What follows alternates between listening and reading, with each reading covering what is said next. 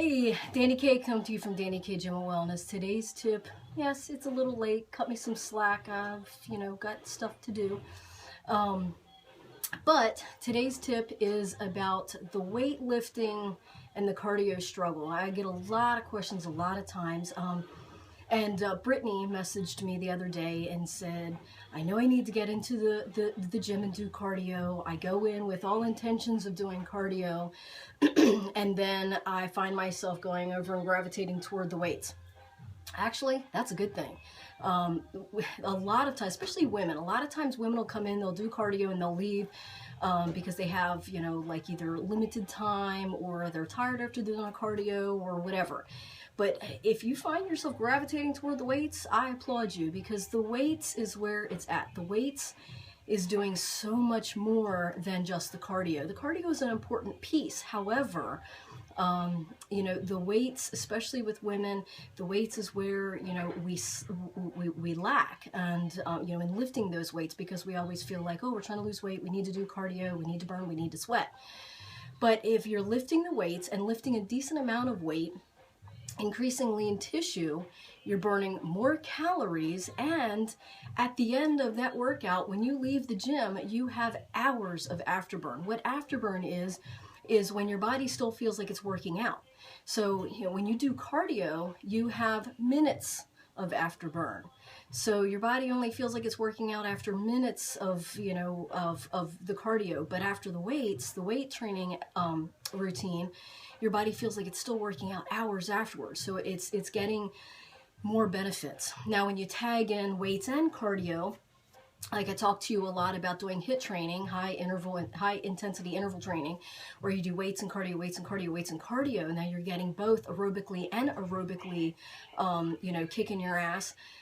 You get a bigger, afterburn, after that workout. So the intensity also has to do with, the intensity of your workout has to do with how, the afterburn effects, come about. Now, she also asked, well, am I going to bulk if I lift those weights heavy, if I lift the heavy weights? Well, one, when you're doing, like a routine to either, lose weight or maintain or just increase a little bit of lean tissue, you, especially women, you want to lift weights, heavy weights, decent amount of weight that you can do 10 to 12 reps, maybe depending on who you are and what your limitations are, or whatever. There's certain reasons why certain people or women lift 15 reps, so there you would do a little bit lighter weight. But for all intents and purpose, lift a heavy weight that you can lift 10 to 12 reps in doing 3 sets. As far as bulking, you have to, one, eat the bulk calories to be able to bulk, and two, with doing 10 to 12 reps, that's more of, just like, it's not endurance. 15 is more like an endurance thing for your muscle, but 10 to 12 reps is just a decent amount of weights, reps, to increase lean tissue. Now, if you're bulking, like a lot of times, men, especially men, will do like 4 to 6 reps where they're lifting extremely heavy and doing like all they can do with just 4 reps, sometimes even 3 reps, 3 to 5 reps. And that will get you bulked, and so men do that to thicken their muscle and stuff like that.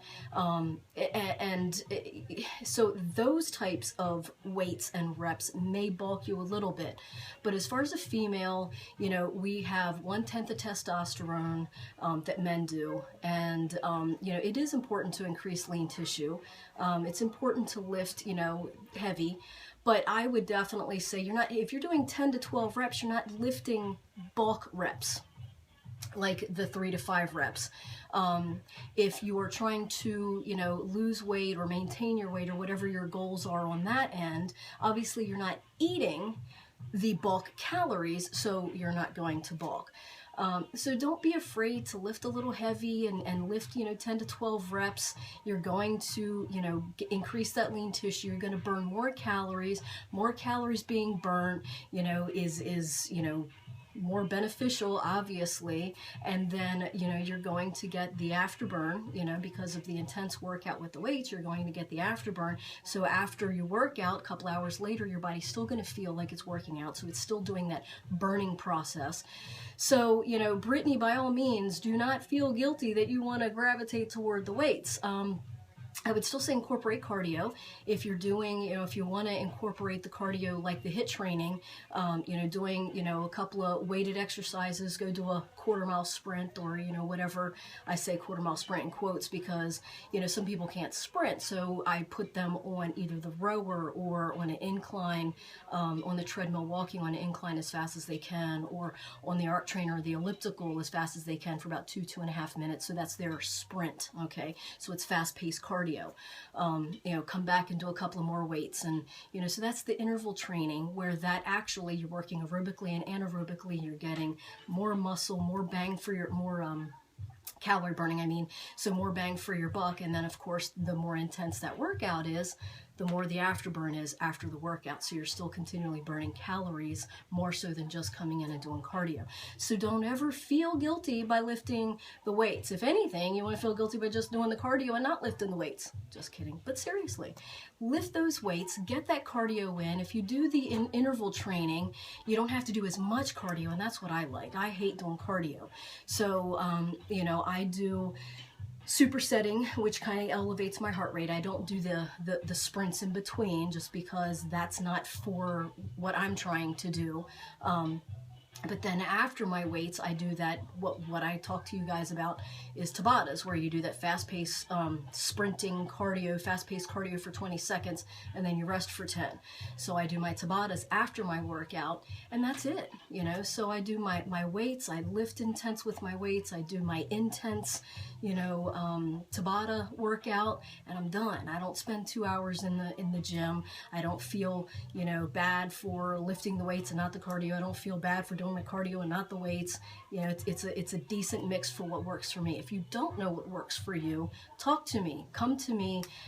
Again, Dani K Gym of Wellness, DaniKGymofWellness.com. If you're not here local in Westminster, Maryland, I can do a live feed with you on a closed circuit channel that I have. And, you know, I can train you, I can do meal plans for you, I can, you know, consult with you and talk to you about what's actually going to work for you, what will work for you, you know, for the goals that you're trying to achieve. But, you know, definitely do not be afraid or, you know, like guilty. Don't feel guilty for going toward the weights, and don't be afraid of the weights. The weights are your friend. It's building, increasing lean tissue, burning more calories. You're going to get bigger, faster, better results with doing weights, not just cardio. So hope that helped. Brittany, I hope that helped answer your question. I'm sure you're not the only one that has that question. So, you know, I'm sure you probably helped a lot of people asking that question. If anybody out there has any questions, leave some comments, message me, you know, I'll do a video and you know, and try and help you guys. And of course, if you have that question, there's probably at least 10 people that have that same question out there, and they're afraid maybe to ask. So ask the question, don't be afraid to ask, and you know, I'll answer it and do best I can to explain, you know, and help you on your fitness journey. That's what it's all about, me helping you on your fitness journey and you reaching your goals. So stay in tune, stay informed, stay motivated. Bye.